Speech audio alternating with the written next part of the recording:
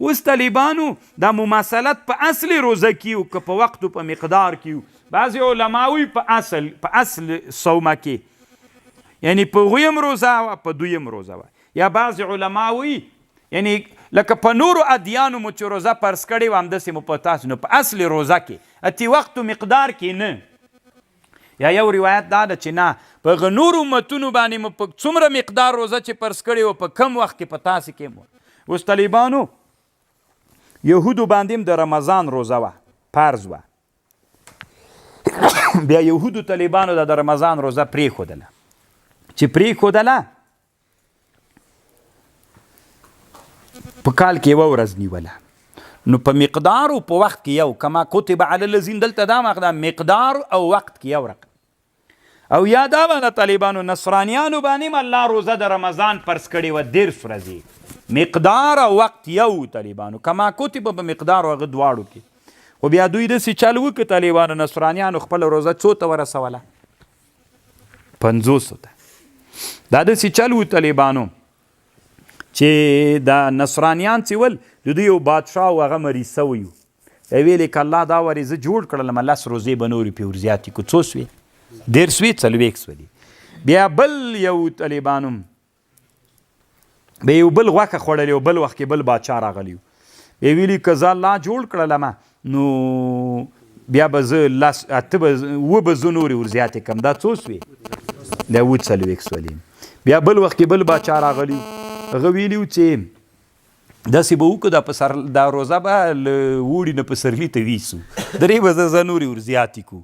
بیا څو سولې 50 سولې. کنې اوس د نصرانیانو روزه 50 ده، کنې اصل کې طالبانو موږ او د دوی وخت هغه یو. ایاما معدودات ورځې معدودې دي، فمن کان منکم مریضا که څوک له تاسې نه مریض و او علی سفر یا په سفر باندې فعدت من ایام اخر دی دې ونیسي په شمار باندې نورې ورځې. سړی مریض سو طالبانو که نه نو روزه یې نه سو نیولی، بیا دې روزه اوس وخوري بیا دې بل وخت کې ونیسي. خو طالبانو د مرض تعریف کم یو ده. امام بخاري او د ابن سیرین رایه او د عطا ابن ابي رباح رایه هغوی وایي چې بس مریض ولې تا ته روزه خوړل جایز ده، چې بس مریض ولې. ابن سیرین ته یو ورځ ورغللمه چې کتل مې روزه یې خوړله، ما ورته ویلي ولې روزه خوري؟ وایي مریض یم ګوته مې خوږېږي. نو طالبانو د امام ابن سیرین او د امام بخاري او د چا رایه د عطا ابن ابي رباح رایه د دوی رایه دا ده طالبانو چې دوی مطلق مرض. خو طالبانو لالاګانو الله پاک مو په علم باندې تاسې کې مشهوره دا وي مذهبونه څو دي؟ طالبانو مجتهدین 18 مجتهدین په دنیا کې تیر سوي، اصل مذهبونه 18 دانی دي طالبانو. امام بخاري ځان ته مستقل مذهب ده، د ابن سیرین ځان ته مذهب ده، د عطا ابن ابي رباح ځان ته مذهب ده، د امام اوزاعي ځان ته مذهب ده، د عطا خراساني ځان ته مذهب ده طالبانو، او د امام داود ظاهری ځان ته مذهب ده. ټول مذهبونه طالبانو 18 مجتهدین علما مجتهدین په شرع تیر سوي. خو دا نور مقلدین نشته د طالبانو، د 4 مقلدین څوک سوي دي. تاسې چې کله لویه دورې ته ورسېدئ یا مولي صاحبانو چې لویه دوره کړي ترمیزي چې وایي که نه بیا وایي دا د پلانکي مذهب ده. هلته څومره ډېر مذهبونه ذکر کوي. دا د سفیان ثوري مذهب ده، دا د اسحاق ابن راهوی مذهب ده، دا مجتهدین دي طالبانو. طالبانو مخکې له دې نه چې رمضان نه و راغلی په مسلمانانو باندې په هره میاشت کې 3 روزې په مسلمانانو اول کې فرض ولې چې دې ته ایام البیز ویلې. ایام البیز 3 روزې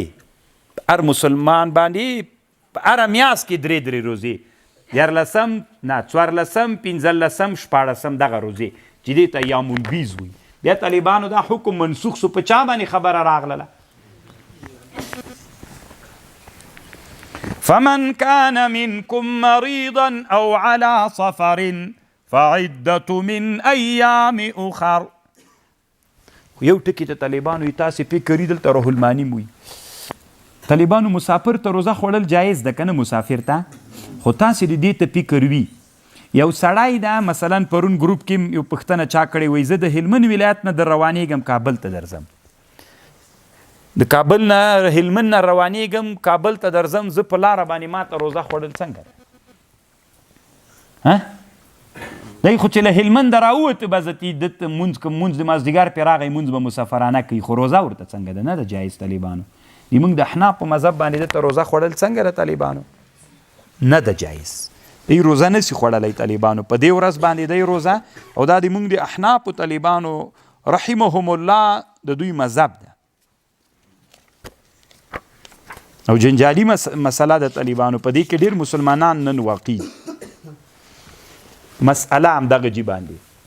لو كان مقيما في أول النهار ثم سافر لا يجوز له الفطر من ذلك اليوم عند أبي حنيفة ومالك والشافعي